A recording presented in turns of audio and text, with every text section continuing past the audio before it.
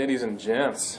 Welcome to the third installment of the Muscle and Strength Pyramid.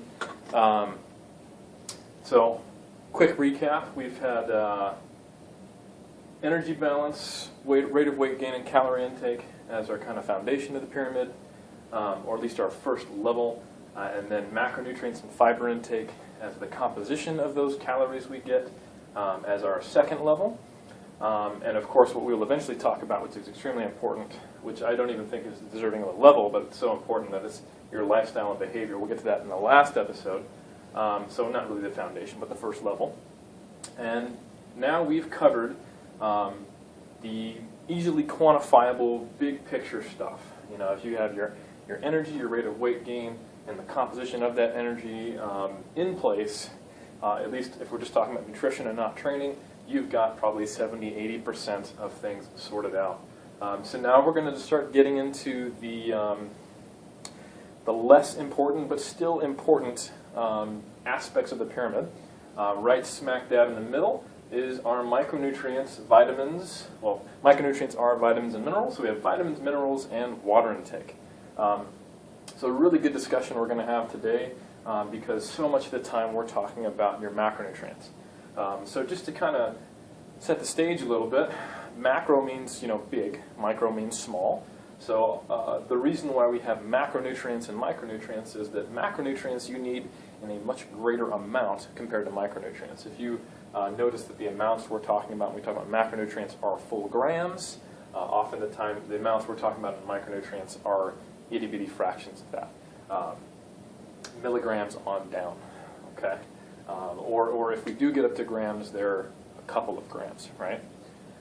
So, micronutrients. Basically, there are two broad categories of nutrition. We have our minerals, which are inorganic, and then we have our vitamins, which are organic, okay? Now, I'm not going to go through a full nutrition lesson here on all of the minerals and vitamins and their importance and all that stuff. Simply just Google one of them, okay? That would be the most boring video I could think of. But I am, just for completeness, going to go over what they are and the different categories. And I think that'll give you some perspective on why you can't, probably why you shouldn't, in my opinion, just stop at your macronutrient intake and without any consideration of other things. And we'll talk about how to bring that consideration into your diet. So, the minerals, okay? These are those inorganic things. They're on the periodic table, fun stuff. We have macrominerals, meaning the minerals that our body needs in a greater abundance. This is straight off Wikipedia, because I didn't feel like getting out my nutrition book for this hardcore stuff. I considered it, but I thought, let's get the big picture, practical application in place. These are in order of importance from calcium, phosphorus, potassium, sulfur, sodium, chlorine, and magnesium. Those of you who are a little onto it will notice a lot of those are the electrolytes, which ties into our water intake and all that. And then we have important trace minerals, which we don't need as much of, but serve important functions in the human physiology. And we've got iron, cobalt, copper, zinc, molybdenum, iodine, and selenium. And there are others, okay? So those are our inorganic ones. For vitamins, these are our organic ones. We have two different types of vitamins. We have fat-soluble and water-soluble.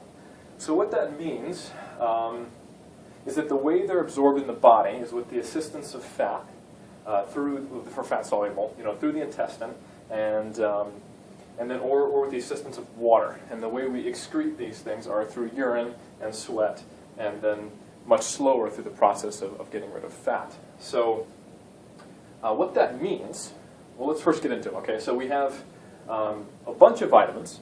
We have A, D, E, and K. Those are our fat-soluble vitamins. So if you can remember ADEC, you're good. And then just remember that all the rest are water-soluble.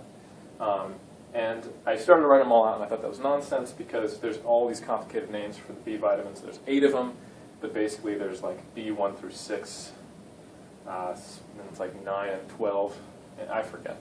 There's a lot of B vitamins, and then we have vitamin C. Okay, so these are our water-soluble vitamins.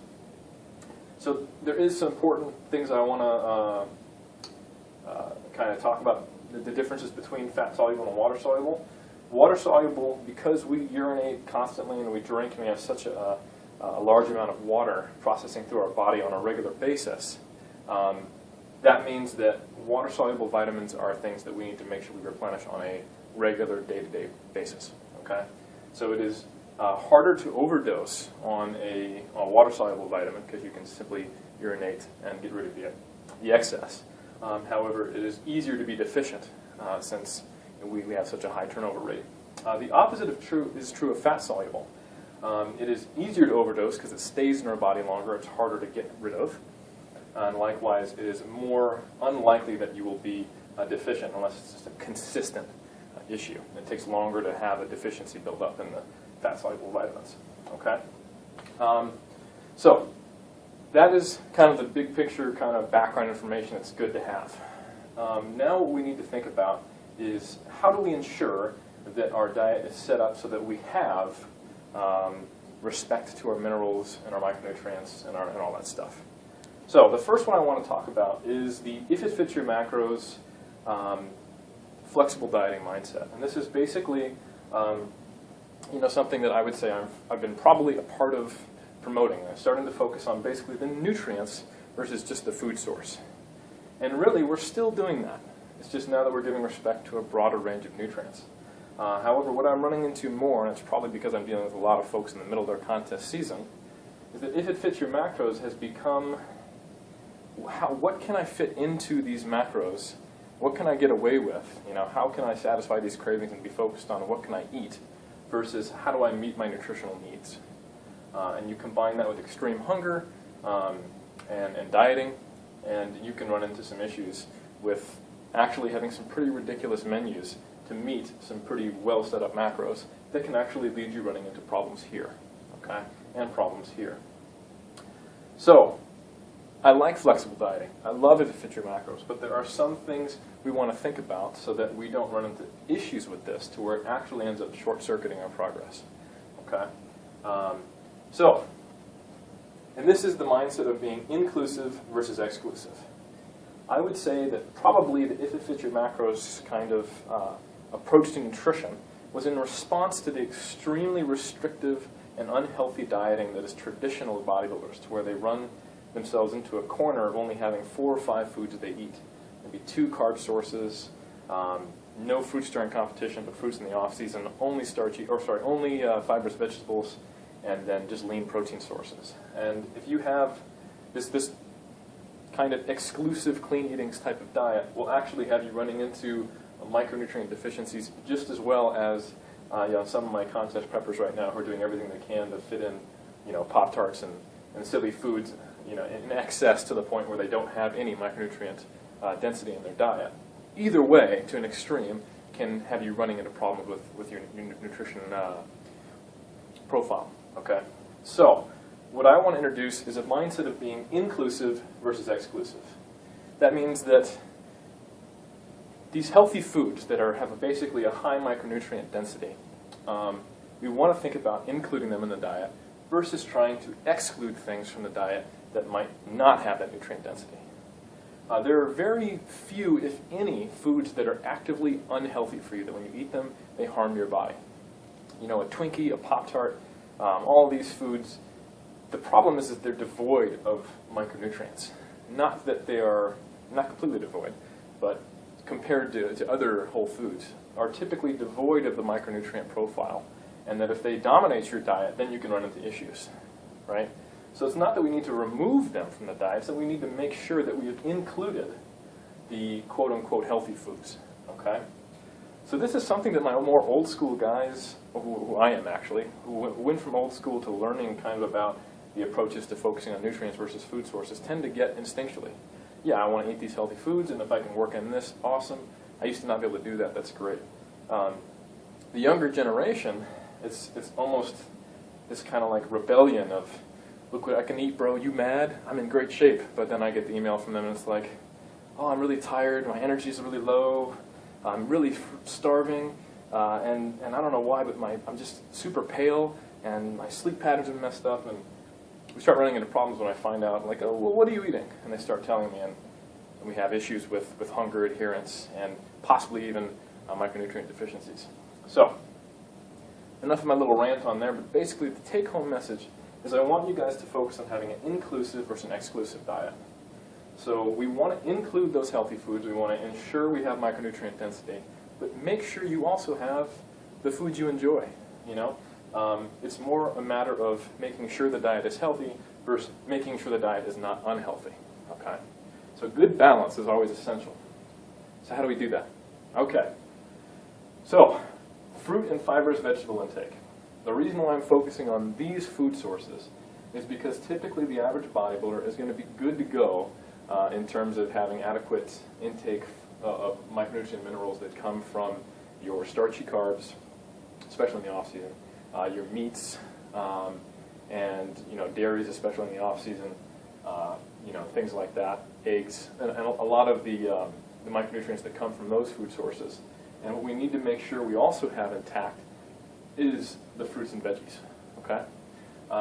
So first off, we have it categorized based on calorie intake. So we've got all the way to the lightweight women who might be dieting, maybe, all the way up to our off-season males who are typically heavier, up to 4,000 calories. And I've kind of broken it down roughly kind of based on the food pyramid guidelines of how to get enough servings of fruit and vegetables.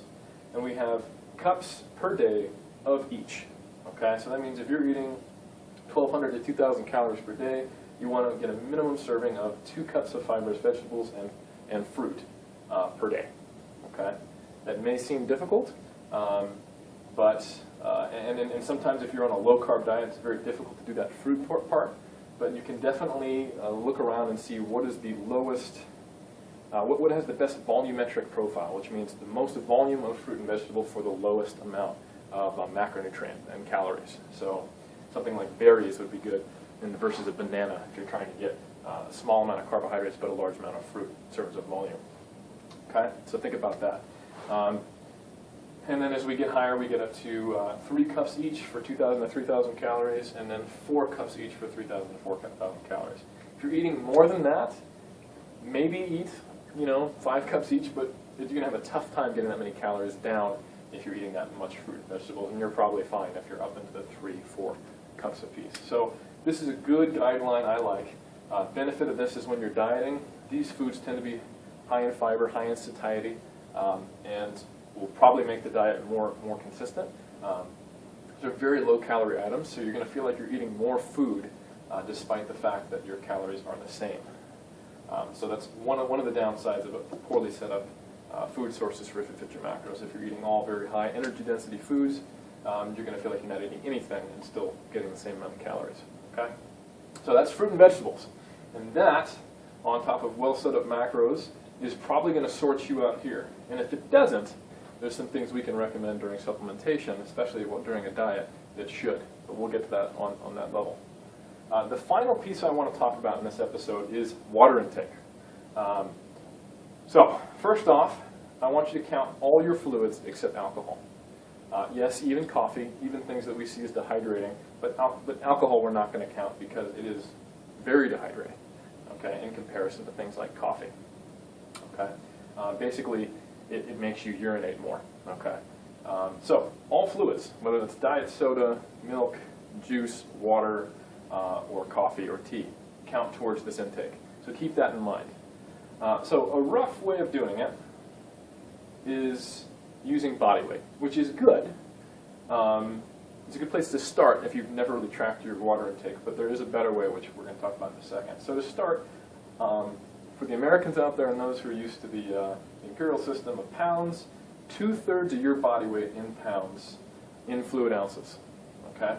So that means if you're, let's say, 210, that would be 140 fluid ounces per day of liquid.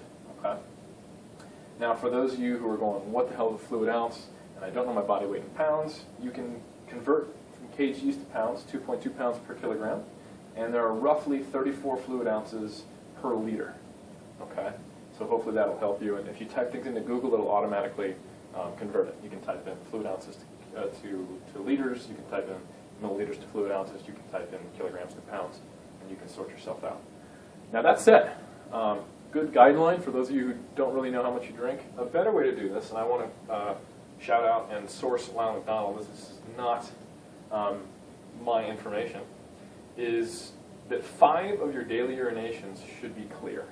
And the reason why this is not based on body weight is that at the same body weight, 2 people can have a very different hydration status, meaning that one person habitually drinks a lot more water and thus urinates more or has a much higher sweat rate. And depending on differences in training, how much cardio you're doing, the climate you live in, all these things are going to have a massive impact on your hydration status. So if you've got an inactive sweater living in Alaska who does low volume training 3 times a week versus a guy who is in Saudi Arabia who's a profuse sweater who trains 6 times a week and does cardio and has poor air conditioning, they're going to need massively different water intakes. So a good way to look at it is that 5 of your daily urinations should be clear, which of course would mean that a minimum number of urinations per day would be 5. And that means you can have more urinations than 5 that aren't clear, but at least 5 of them should be clear. And probably a couple of them should be around your training, meaning that you're hydrating well during your training. Because even a 2% decrease in performance, even a 2% decrease in body weight from fluid losses can cause decreases in some performance. So we want to make sure that we're especially hydrated in and around training. Okay? So, good place to roughly start, better way to think about it, and that is level 3 of the pyramid. Let's bring it in so you guys can see the big picture. All right, level 3, we have our minerals, important trace and macrominerals. We have our vitamins, fat-soluble and water-soluble. We have how to get your diet set up so that you can make sure you have minerals and vitamins taken care of. So we want an inclusive versus exclusive approach. And then how many servings of fruit and fibrous vegetables each in cups per day you should have based on your calorie intake. Okay? And then lastly we have water intake, which counts not just water but all fluids besides alcohol. And we roughly want 2/3 of your body weight in pounds, in fluid ounces. And remember that for you guys on the metric system, 1 liter is roughly 34 fluid ounces and 1 kilo is roughly 2.2 pounds.